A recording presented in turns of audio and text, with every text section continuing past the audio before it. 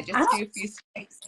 Maybe it just takes a couple seconds for it to register. I have no idea.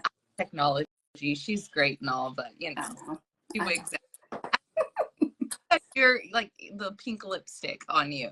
Thank you. It puts me in this mind of a pink shade we have with pharmacy that I've been wanting to try. It's Baby Doll, and you're encouraging me to do it because it gives me like Barbie. You should. This is a mixture of like two. I always mix my lipsticks because I can never find one that I truthfully like. So I always try to mix. I'm trying to get this light to not be so bright in my face. I looked at it while ago and it was a big mistake. Mind yourself. It's like always. Send her a message. She can't speak. Yeah. Okay, so today you said you wanted to talk about blended families. Oh, yeah. Let's go into it. I think that's perfect. Okay, good. So this is episode 5 of Ocean. I'm a mom podcast, guys. Thank you for hanging out with me. Can you please go grab your straw? Can you go grab it, Sissy? No. Oh, okay, well, she'll be okay then. She can grab the straw.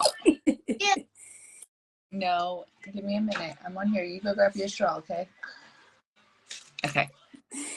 Okay, so obviously we both have blended families, so I'll let you go in and introduce, you don't have to introduce everybody, just kind of go in and let us know how your blended family works. Yeah, so I wanted to talk about blended families. I'm not sure how, because there's so much to blended families, so I'm not sure where I want to dive into for sure. So just the fact, like with me, something that I feel like I struggle most, because I feel like blended families are beautiful and it's great, and it just gives a child more love, I guess we'll say. But it can be tricky because of the fact, like, there's multiple sets of grandparents, or just that realm of one.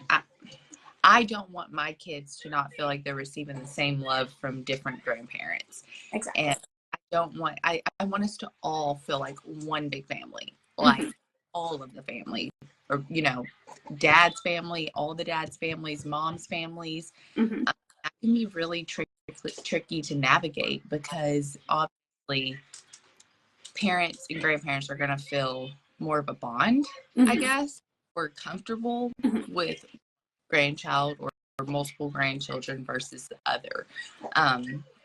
And I'm not sure how we navigate that. So that's kind of why I wanted to bring it up, because maybe even some of our viewers have been in this situation and they know how to share. Because, like, how do you navigate with whenever one set of grandparents have been with a child for 10 years, 5 years, whatever, known since the beginning, and then feel that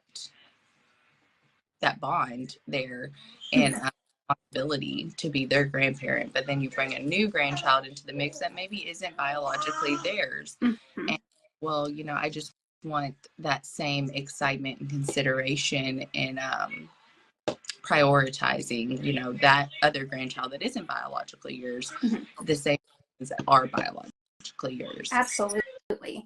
And I think that's something that needs to be, because communication is key within everything that you do. So that's something that you, as a mother and then your partner, need to sit down with both sides of the family, especially, in your case, y'all both had kids before y'all got together. So it would be something that it would have to be talked about with your parents, with his parents. And if they can't accept that, and that's with anybody, aunts, uncles included, if they can't accept this kid into their life just like your other kids, then they probably don't need to be around your kids, because that only makes the kids feel bad, and then they feel like they've done something wrong when they haven't, and it's just not a healthy relationship. So maybe take a step back and reevaluate, take a couple of months, take a couple of years, however long it takes for them to really, think about what they're doing and saying, and then go from there. It's really hard because you can't make them love your child the way that they love their grandchild. And it's just, you can't make people do that. But you can distance yourself from those people. Right. And see, I think both of our families, like, they do accept and they help, and, they Christmas gifts and stuff for all the kids, but it's like, um, did you have something to say on the fact? But it's like, I feel like it's just human nature that, yeah, you feel like it too. Like whenever you make posts on Facebook and stuff, okay, and you might notice this too, okay, like whenever you share Willow versus when you share Natalie. I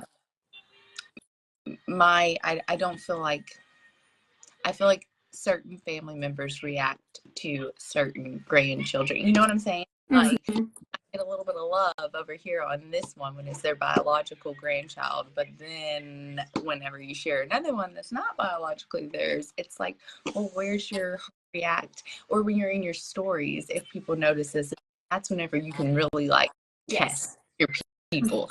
Whenever you shared both of your kids in your stories that day, and the first one didn't get any love, but the second one that's biologically theirs gets some love. Like, it just makes your mind, and it's a mom mind, and that protective instinct.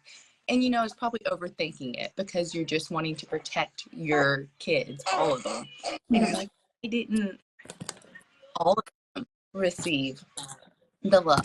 You know? I don't know. You'll have to excuse my phone. I am so sorry. I don't mean to cut you off. I'm going to have to get a new phone really soon because my screen is like coming apart from my phone. So it's like tapping everywhere. Yeah, it's ridiculous. But sorry, I'm so sorry. Go ahead. So if you see it flip or you see it zoom in, that's not me. I promise. No worries.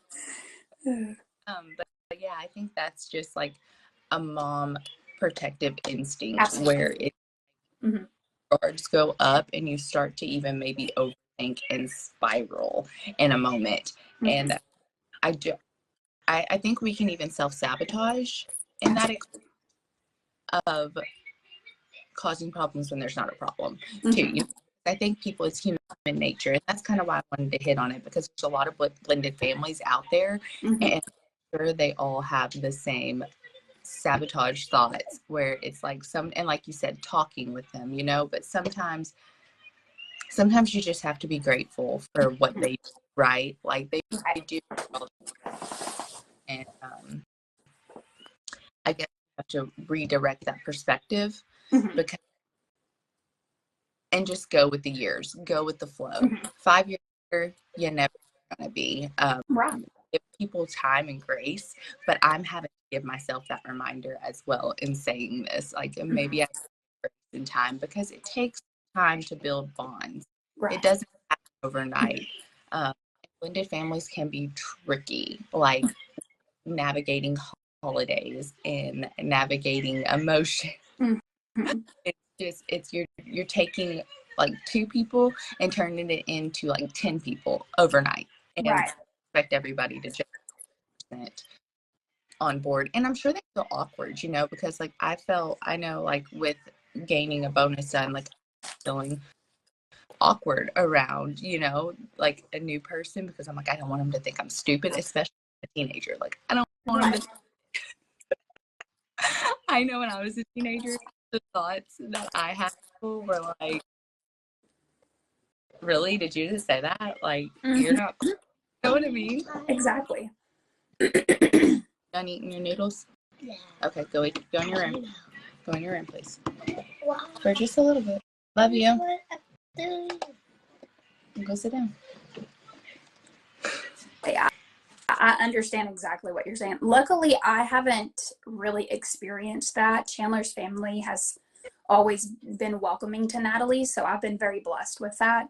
But I have seen it in a lot of people. You know, I grew up in a blended family.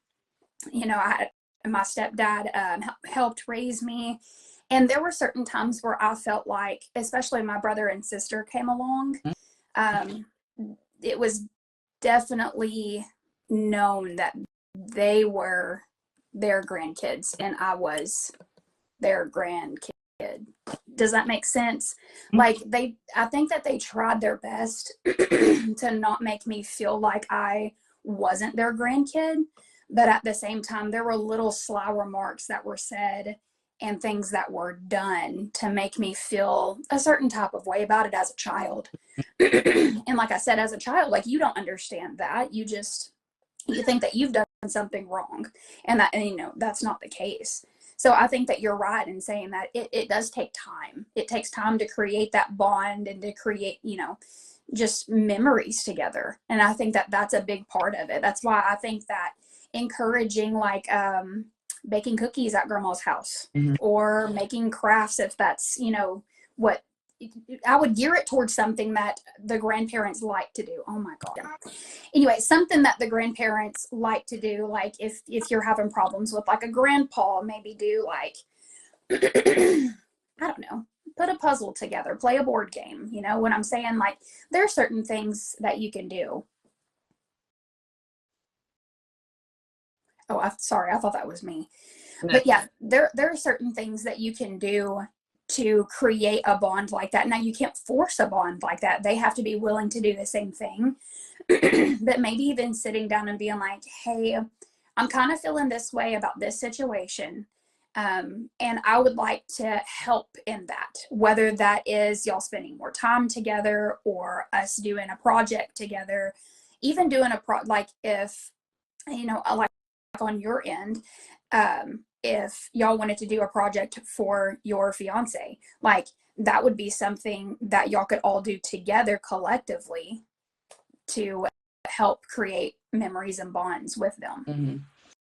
Yeah. And I guess, like, with wanting a blended family, and I don't know if other people feel the same way, but like, I want my kids to acknowledge that, yes, obviously we are different dads. And see, I grew up in a blended family to an extent, but yours was a little fine because you had like an active role model dad for your sibling in the family. You know what I'm saying? And then dad was in the house. It wasn't just your mom and then your siblings and you. Like, in my mom and then my siblings and I, there was 3 of us, and my sister and brother biologically, 100% same mom, same dad. Then I came along, same mom, different dad. Right. But I never felt, we never, like, whenever I said, hey, this is my brother and sister, like, that's how I introduced them. You know what I'm saying? It was never my half brother and sister. And that's what I want to incorporate so strongly in my household. Like, not like, this is my stepbrother, or this is my stepsister, this is my half. Like, no, like, we're family here. Absolutely. And I know that, like, the kids have different parents, and that should be acknowledged and everything. But like, I want, like, even the dads, like Charlotte's dad, I want them to be a part of Jude's life. You know what I'm saying? Just like John is a part of Charlotte's. Like, not obviously of the same, because we are in separate households, but where it's like unified, like, whenever they're in the same room, I don't want Jude to even feel, you know what I'm saying? Like, that's a tricky situation to navigate time. And I know she feels that way because she, like, talks to her dad and her dad's mom and stuff. Like, oh, you need to meet my brother. You know what I'm saying? Like, she has a statement, and it's hard to navigate that with the kids and not to help them understand. Like, I'm sure they're excited, but and that then as adults. And I mean, I think everybody does a great job. I'm not like coming here and being like, oh, they need to do better. Like, that's not, it's just, I feel like in the world that we live in, where there's so many blended families, everybody has these same challenges of where we're like trying to figure out how to navigate it. So you gave some great ideas where everybody can, and I think that's a great one. Like, maybe for the holidays, whenever I have Charlotte on my time, maybe I should prioritize more of not just her seeing my side of the family and stuff. Maybe even go to like her dad's mom and have, like, she's one of those GPs that do cookies and stuff like that, like you were saying. So, me, Charlotte, if I can get the teenage boy to go, I sure would. It's a little harder for the teenage ones. That stage. But like that is a great idea on incorporating just building that bond and everyone feeling like a family. Like yes, there's different moms. Yes, that is the situation, but we are a village. It takes, and I think, like, I'm so grateful for having a huge village. Like, I don't want anybody to watch my kids. I'll be honest with you. I'm not that type of mom where I'm just, yes, I need you to watch my kids for like an X amount of time so I can do this or that. That's just not me. I want to be all the time with them, and that's why I stay home with my kids. That can even hurt grandparents' feelings sometimes, because like in my situation of my fiance's family, like I'm the first time mom that they're seeing me as a mom, you know what I'm saying? Like, as a true mom. Right. And they've done this rodeo before, but they did it as a man that was like a single dad. Right. So you help in that situation. Now I'm the mom, you know what I mean? I need my kids. Like, I'm so willing to like be part of my kids' life and like be in the role with them, but like I most likely. Right. Unless it's like a random fluke of something that comes up, like I need to do this and it's easier to do it without the kids, then I'm definitely like, hey, can you watch kids, you know, or something. But like for the most part, they're gonna be right, you know what I'm saying? Like, just like right now, they're gonna be right here. Especially when they're young too. I mean, like Willow, she hasn't ever spent the night anywhere because, in my opinion, she's just too young. Now Natalie, every couple of weekends, she'll go spend some time with my dad. And then obviously she has to go to her dad's every other week. So she gets to spend time with his mother. But I try to make it as fair as possible with the situations that we have. But even like I grew up, I have 5 siblings and they're all half siblings. And so growing up, you know, like you said a while ago, like never wanting, and I never even thought in my head like, oh, these are my half siblings, like they're my siblings. Like I have 4 brothers and 1 sister, and you know, especially with my sister, you know, like she's my only sister, so like she will, you know, always be my sister, just like my brothers will always be my brothers. And Natalie, like even with Willow, she doesn't look at Willow as her half sibling, and I honestly don't even think about it most of the time that they are half siblings, truthfully, because I mean Chandler's been in Natalie's life since she was 3, I believe, maybe 3 going on 4. And so with someone being in your life for that long and at a young age, like Natalie doesn't even remember a time where Chandler wasn't around.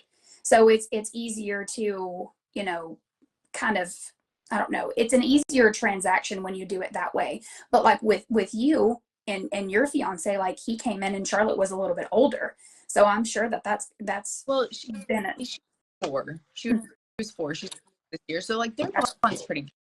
But their bond's pretty established. Like when it comes to parenting or something, that's whenever it's like a bite back, like, you know. But that's me. I reinforce like, well, he is, you know, he's your stepdad, and I think that because her dad's still very much in her life, and I don't want to take, oh, you fell asleep there for a second and just like drifted off. I don't take away from the fact that yes, you have a father, but you have a stepfather, and then like you're probably gonna have a stepmother one day, you know. And like I want to bond in a relationship with that stepmom. I want a friendship. I want to know that you like me and you like my kid and you're going to protect her, and like we can be best friends. And I love that concept that is so profound in these days, like blending the family to where like stepmom, stepdad, you know, like they're all friends. And that's something that I pray for and strive for every day. And you know, I see it. We're new to it. We're not perfect. We're very new to it. But I think we do an okay job in that aspect. We do our best. And that's all you can do. Right. Everybody does their best. You know, we're all in our first go around at this life, the same as the kids are. Absolutely. But I don't know.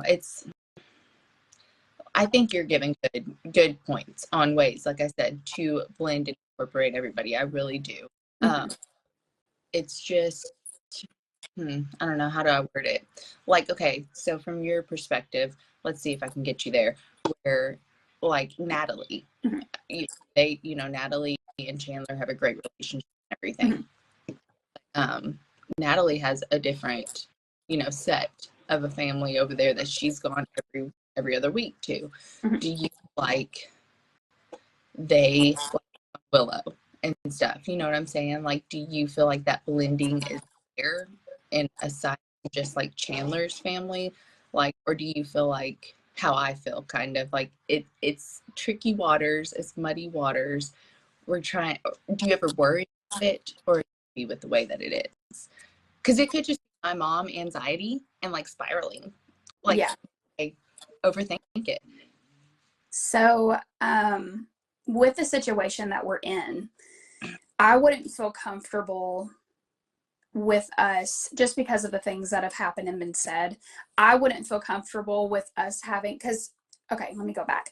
So, whenever Natalie's dad and I first separated, I wanted to do one Christmas, one big Christmas with everybody here, and he would come over, we would do Christmas morning, everybody together.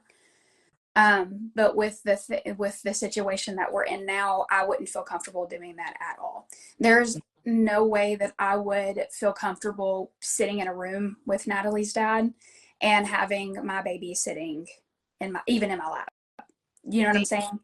Yeah. So, and it's hard because that's not what I wanted at all. I wanted us to be able to all get along and whatnot, but because we can't, we do, we just try our best to do what we do.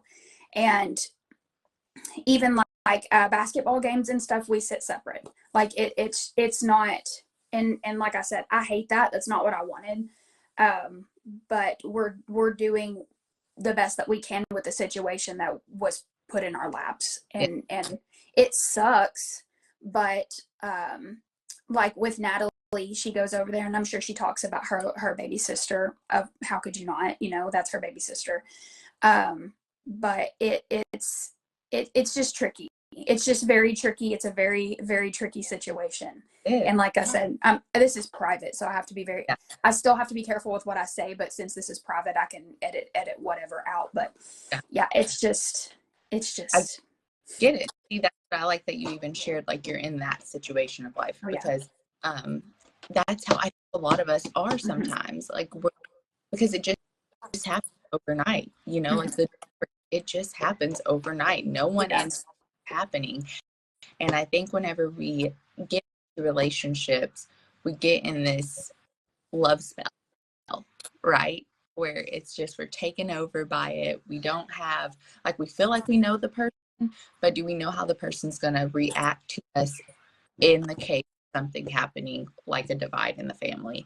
And I think more of topic, like, what would we do if we don't work out? And some people say you shouldn't even have that conversation, because you're setting your mindset up for there's an if, right. Instead be like, okay, how are we going to work it out?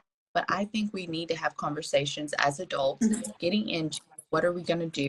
How are we going to navigate this? Because life does change. We can change. Life can get messy. There can be non-negotiables. First of all, I think you should have your non-negotiables on what can you forgive and what can you not forgive. Your partner already knows your boundaries. They know if they mess up bad enough, then that's an unforgivable for you. It's not, we can't work through it. We can't be in a relationship. We can work through it and do the best if we have kids together for what we have. But we can't work through it in that aspect of you and I too, because then you have hate and animosity, it seems like, that are thrown from both sides, and blame game. And I think get past that blame game, and where people, because both of us feel wronged usually in a situation. Like, there's two sides to a story. Yes. Okay. There's two sides to a story, that sometimes we can get so stuck and feeling like our side is the right side, and but you have to humble yourself. You have to humble yourself. Oh yeah. Well, you cut out. I'm sorry. Oh, it's okay. What just they had feelings as well in this situation, like divorce and separation. I know, what was done wrong to me. It took me a little bit of time to get, it took years to get there, but I can see where maybe I also caused a withdrawal and the pullback on the other side. And there's nothing I can do about it. There's nothing about it, but I can acknowledge his side and my, be like, okay, like, obviously I know what was done wrong to me, but I know what I did wrong there. I can do that better. You know, we got to live and learn from it, and just being in that shut off, like, nope, I'm not willing to see it. And they're out my way or the highway. It's hard having conversations with people who, first of all, don't want to have the conversation.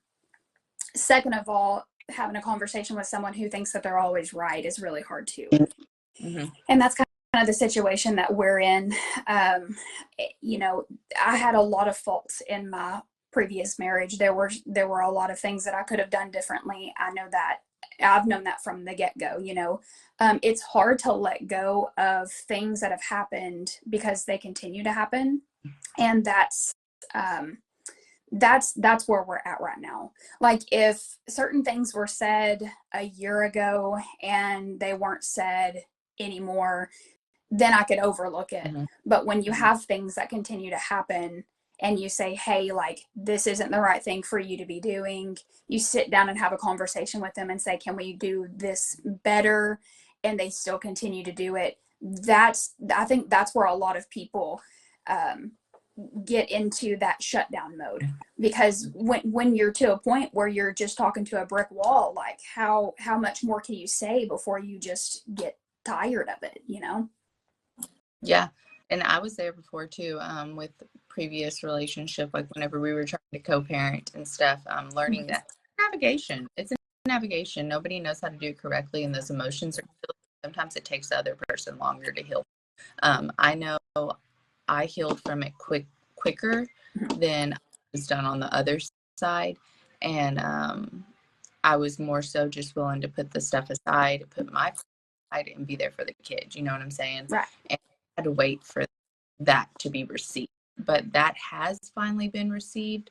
And in that time of waiting, I had to distance myself. Like, no, don't message me unless it has to do about the kid. Like, I don't need, what's the word, narcissistic comments sent my way. Any just, you know, like, whenever, because we're adults, we have liquor, what is it, adult substances, I'll say like that. Of YT, you'll like us saying the actual word, but adult substances sometimes have like liquid encouragement. Yes.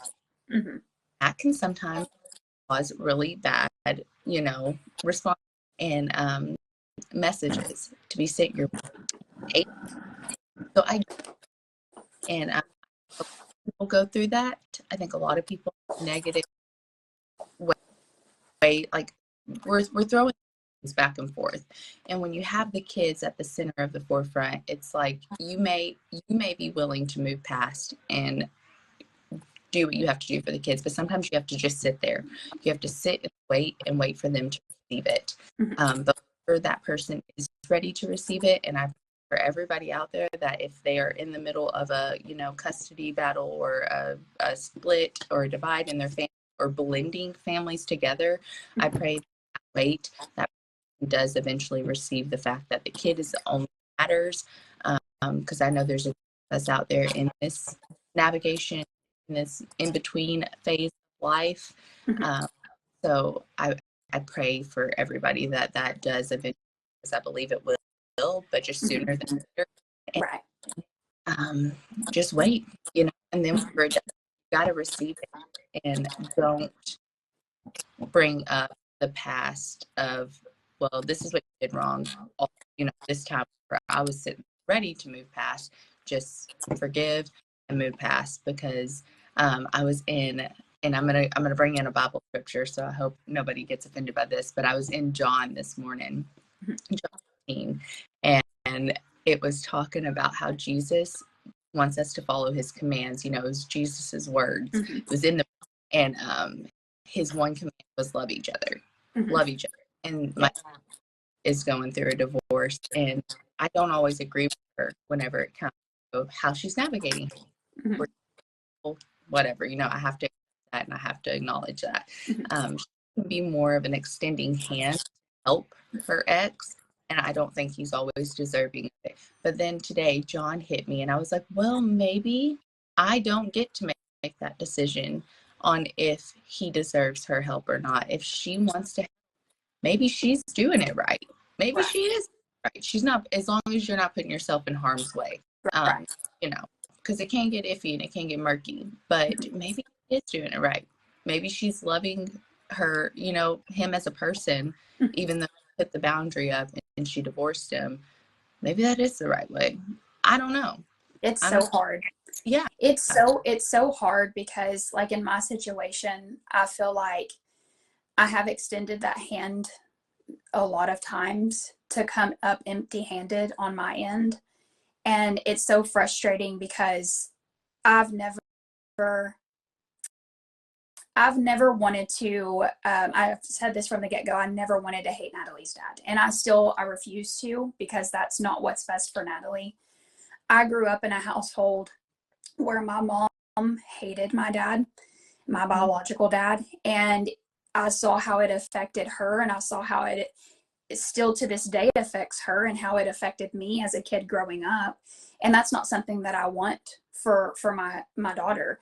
And it's very, very hard. And I've learned sometimes just being quiet is the better option than to say something that you're going to regret later.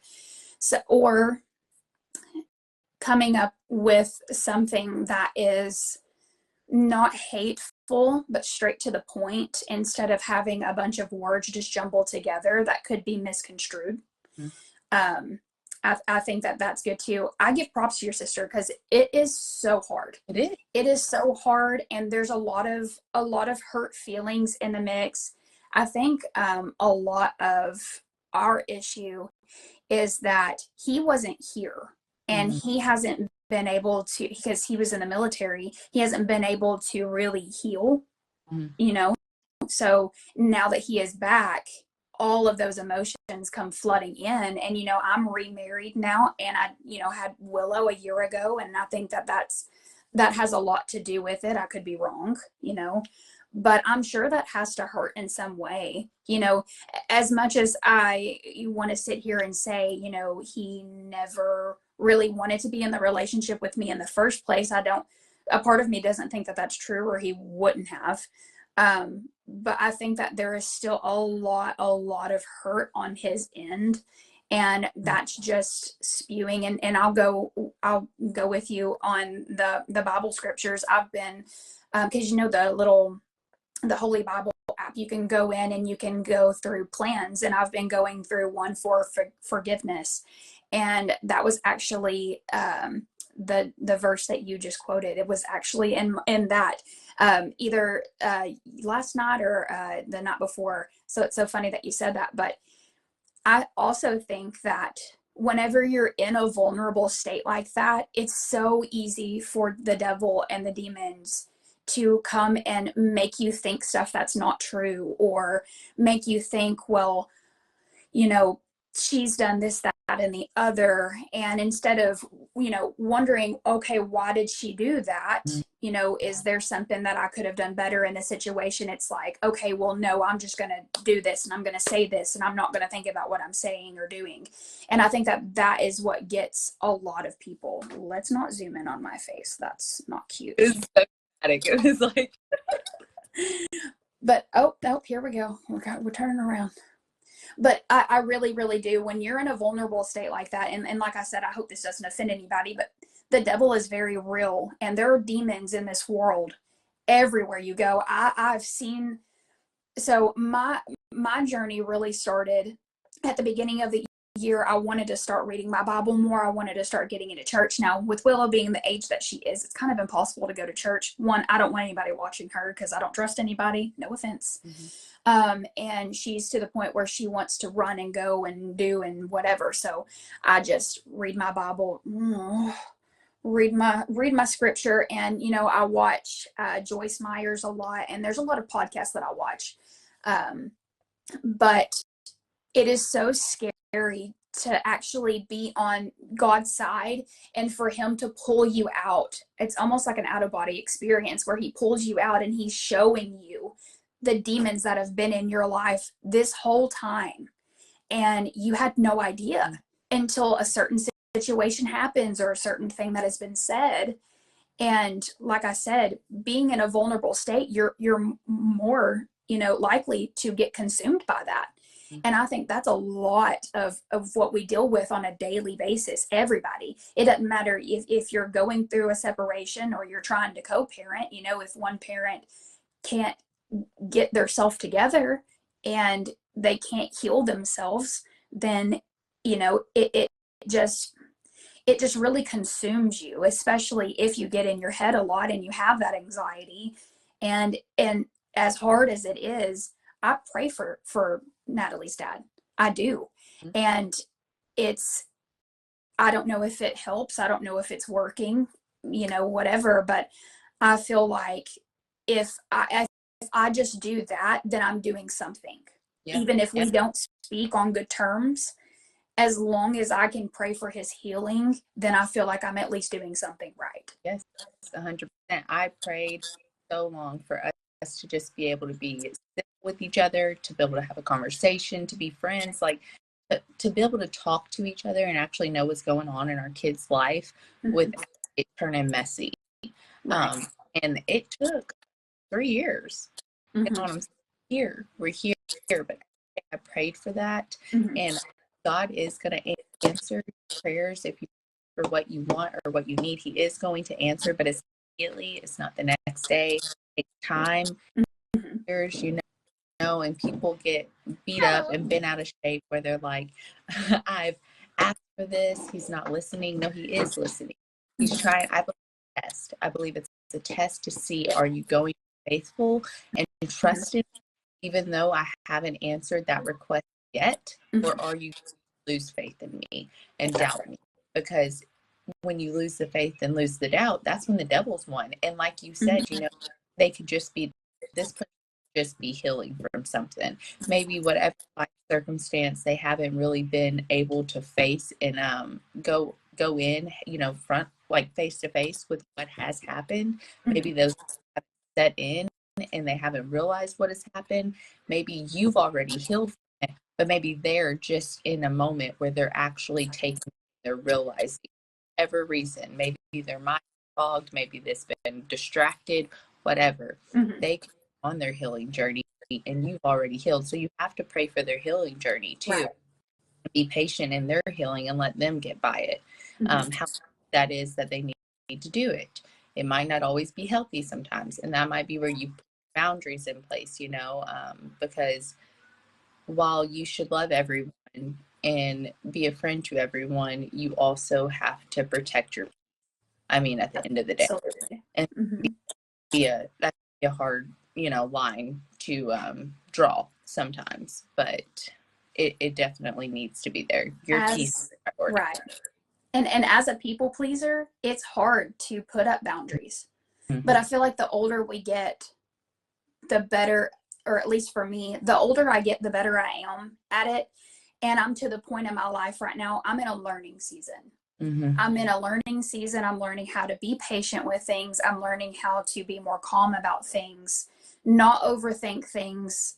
And it's hard. It is so hard because there are certain times where, I want to pop off at the mouth, but God has taught me, you don't have to do that. You can come to me and say what you want to say, and we can figure this out, and I can help you heal through this or learn from this and move forward and be wiser at the end of it. And that's the journey that I'm on right now. And like I said, it's a battle. It is such a battle because I can't grasp like what all is going on because I don't understand why there's so much hatred in this situation. And when I'm trying to do better, it seems like there's a lot more of it. And I know people are going to understand whenever you dive headfirst into reading more of the Bible and just really trying to understand what God is telling you, you're going to have more of that hatred and those, demons coming toward you. And like you said before, it's a test. God wants to see if you're actually going to stay faithful to him. And I can say that it is so worth it. Mhm. It is so worth it. And there are times where I am just mentally so exhausted that I cannot read the Bible, but I pray every day. And Yeah. it will be like a random time of the day where I just like stop for a second and I'm like, I just need help. And it doesn't matter what you're going through, God already knows. Mhm. So you don't even have to say a very long prayer. It's just, God, I need your help. Yeah. And he knows exactly what you mean. Yeah. And people think that you have to come sugar-coated to God. Like, oh, you know, like there's a certain talk. You come to him so raw, so real. Like, Absolutely. I'm mad. Mhm. I'm mad at you right now. You know, like if you think I haven't been mad at God sometimes in my life, you are very far from wrong. Absolutely. You learn and you see, because you get past that point. You get past and you're like, oh, you had me all along and I didn't see it because my human mind. And you learn how in the next time, whenever you face it or a hard, you can be angry, but it's not his fault. Mhm. And you're going to get through it because he's going to see it.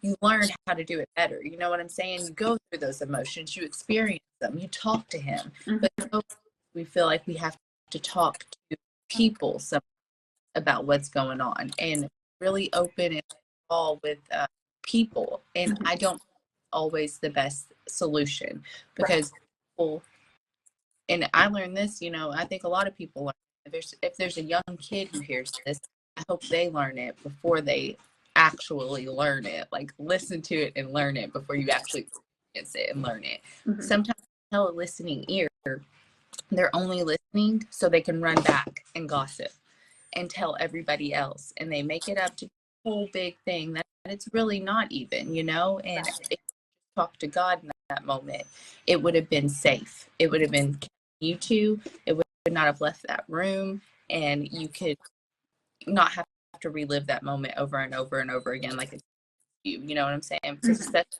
teenage girls, like it can get catty, and we've been there and we've done that, and they're gonna run, and it's like you're trapped. They're keeping you here, and this where it's like, okay, well, this is what so and so said that you said about me, so now I'm here to you on it, and then so and so comes back, and then they're approaching you on it, and it just feels like you're in this little, you know, realm of the same old, same old. So if I think we really practice on it, coming to God and telling him, because he's our friend, confidant, he is everything. Instead of sharing it with the world. Sometimes it is good to have, as you said earlier, you know, communicate and open, because people don't know what's going on in your mind unless you talk to them about it. But maybe pray on it before you have pray on how you should delegate it, and wait. Patience, like you said, wait. Be patient in the moment until God answers, because you're going to decipher his voice from yours, and I decipher it the most in the night. Like last night, he woke me up in my dream. I just felt his presence, and I just felt overwhelmed with sometimes it can almost feel like a scary, you know, like presence. Yes. Power. But then when you realize like, oh, that was God talking to me, it's so enlightening. And I'm blessed, you know, but you have to also, that's a learning tool that you have. Patience comes in again, where you got to learn and be patient on how to even hear.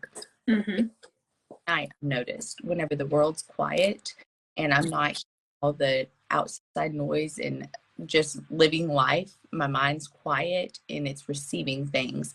And like you said, whenever you start to get closer to the word of God and you start to do some real true healing, the devil come to destroy, kill, and split families. He wants to absolutely. Because your family ends in divorce doesn't mean it has to stay split, and that is for anybody. The devil trying to consume one party or both, you know, and he wants to steal, kill, and destroy. That's just what he does. And so we pray for everybody that is within. We got to pray for everybody in the world, for first of all, but you know, have an issue, you got to pray for that person, and that can be real hard, humbling to do. You're like, what? I got to pray for the person who wronged me? Yes, absolutely. Yes. Absolutely, because if anything, that's going to make you feel better. You know what I'm saying? You know, and like we've said before, God is working his own miracles, and it may not be as fast as you want them to be, you know, but it's a time where you sit and reflect on the things that you've done that you could do better, and you just wait patiently on the next thing that comes into your life. Mhm. You know, and like talking to other people and explaining that. Have your small group, but just know that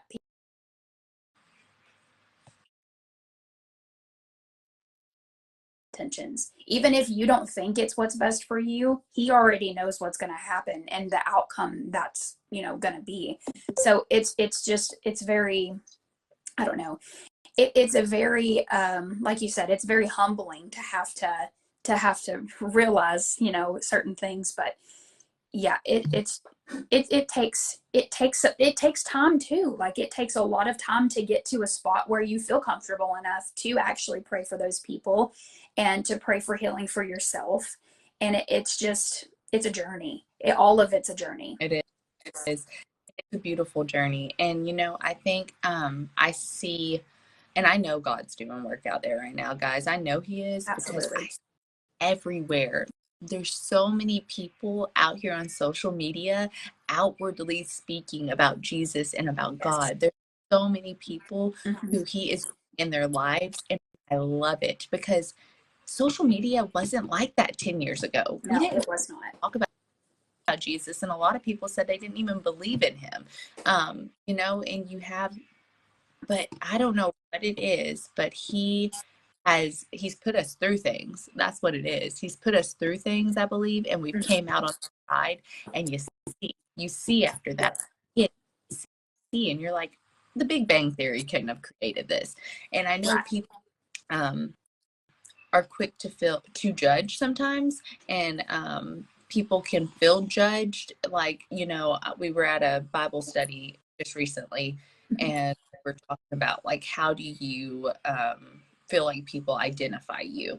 And a lot of the ladies in my church have been through divorces, Mhm. and that can be taken very negatively Mhm. in a church world, where they think you were supposed to stay in the situation and fix it, and, you know, all that stuff. You shouldn't have divorced. But I loved how some of them shared, like, I feel like I'm labeled as that. I feel like sometimes I'm labeled as divorced, and that's not your label. You know what I'm saying? You are saved. You are a child of Christ, and I don't think that just because you're a Christian, you have to stay in a negative situation. I'm not ever gonna prove that. I don't think that one sin is different than another. It is a sin to end in divorce. I'm sure that is a sin, you know, considered, but Mhm. I do believe he died on the cross for our sins, and he forgives us, and Mhm. forgiveness for that divorce, and we can do it better, and we get a second chance. We get a second chance every day that we get to wake up, and you're not labeled as that, and your family deserves to be whole, even though you are blended, and you know, it just might look a little different. It just might look a little Absolutely. different, but I was having a conversation with my dad not too long ago, and I told him, I was like, you know, I feel like even if you get married to somebody, even if you're just dating somebody, even if you get engaged and that doesn't work out, whoever comes into your life, whether that be a friend or a partner, comes into your life for a reason. And they're either there for just a reason and a season, or they'll be there for a lifetime. And it doesn't matter like where you're at. They could be pulled away from you and something can happen in an instance, and you know, it's that. But you have to look back on it as, okay, what can I learn from this? What did God show me? What did God teach me in this season of my life that I can, one, help somebody else out that's going through the same thing that I'm going through, or two, it's something that I could have done better. And you know, that's hard too, sitting down and figuring out, like, okay, I might have, you know, done this and I could have said this better about this, and next time I will say this better. And I think that's a lot of maturing and a lot of growing up. And I'll be 28 this year. As a 28-year-old, there's a lot of things that I definitely could have done differently, because I mean, 10 years ago, I thought I knew everything. I Mhm. thought I knew everything. I knew absolutely nothing. Didn't tell me. And right. Well, and I can't sit here and say, oh, I wish that I would have never gotten married the first time because or that I would have never met him because I wouldn't have Natalie. You know what I'm saying? And truthfully, he taught me a lot of things that I did differently in my second marriage. And because of that, like Chandler and I have such a good relationship, you know, and it's easier for me to not jump to conclusions or just be more calm about stuff. Whenever something does make me upset, I can go to him and I can calmly speak to him, which Chandler and I have a different relationship all the way around anyway. But with that being said, like it's just different now. You just kind of, like I said before, it's like an out of body experience where you saw it happen and you're seeing it happen and you do it differently now than what you did before. And I think that's a lot of what life is about, is learning things no matter who you're with, no matter who you're around, learning things from yourself, learning things from them, and learning things from y'all together, and taking that and using what benefits you from that on your journey throughout your life. Yeah. Take it out there for sure, because I know a lot of us have been through these seasons of life. Some of us maybe have, already been well past it. Some of us are maybe living in it raw. Yep. So I know that our comments are open for you guys to share anything that you're going through, because Absolutely. figured out all there, just getting through it and doing all any of us can do. And maybe, the ones that have been seasoned and into this, and like you're in your 50s, came through it, and you got grandbabies. I want to know how you did it. You know what Right. I'm saying? Exactly. I want all the insight, because maybe we can take advice from that. Maybe your testimony resonate with us, and maybe that can help us out some way. And we're all a tribe. If we're even just a social media tribe, we're a tribe. Absolutely. Yeah, do this motherhood stuff together. But I think you've got it pretty good figured out, and I think it's going to work out for you, Caitlin. I really do. I know God's going to take care of you, but like you said, just you got to learn from it. You got to learn from it. You take it, and it's not the end of you. That's not where you have to end, just because something didn't work out. If there's anybody, I know I felt very lost in the beginning. You know what I'm saying? Anybody out there who's hearing this that is like just in the beginning of a new separation or figuring out what they want, just know you're not alone. I promise you're not alone. I felt very lost, and I turned to liquid courage a lot whenever I was doing into the separation, because I know, I was in a relationship for 10 years. 10 years. My life overnight. And I was sharing custody and everything, and I didn't know how to navigate that alone time. It was lonely. Right. It was real. Well, I mean, it's your first go around. And even if it wasn't your first, I mean, this is your first time doing life. So, I mean, every situation is going to be different. And I feel like if our podcast can reach just that one person, and we can help just that one person, or somebody out there can come through and help us too, I think we're doing a good job. Yeah, for sure. And if you guys have any topics that you can think of that are on your heart or on your mind that you would like for us to share, we're open to that. If we want to come on as a guest, our comments are completely 100% open to all and any. And we want to know what you're dealing with in the mom trenches right now, because we want to normalize that, and you to know that you're normal, your thoughts are normal, you're not crazy, and you're going to come out the other side. Because if we haven't been there yet, we're probably there in the future, and we have already been there, so we can definitely, like you said, you're 28, I'm 27. Getting closer to 30 definitely opens up a lot. Like, I love aging. I don't know if you feel that way. I do. I'm loving it. Like, I do too. Because life is going by, obviously. Like, when you think of that, it's like my life, my kids, it's just going so fast. That's that mom spiral, but it is beautiful. Courage and the confidence that comes with aging is irreplaceable. Absolutely. There's not a lot of, you still have second doubt and everything, but you don't have it as much do whenever I was in my 20s. I really had no clue what I was doing whenever I was like early 20s. No. I thought I knew it all. I was like, I'm grown. I'm grown. Okay, can't tell me nothing. Learned years later, I was very, very wrong. Oh yeah. But I think 17 years later for me, Yeah. It's a journey. It is. And we all have our own that we live every day. And it's beautiful, but we're also common. We're also alike. And that's the funniest to me. Like I hear a story and I'm like, yep. Are you my life? Were you with me? It's the best. So I always love hanging out with our people though, and seeing the comments. We've had a few comments out there. I don't know if you've noticed them, but we had one. I've seen a couple. Yeah, I love it, and the views, and I hope it's helping someone. Like you said, if we reach that one person and we person, then I feel like we're successful. Absolutely. So.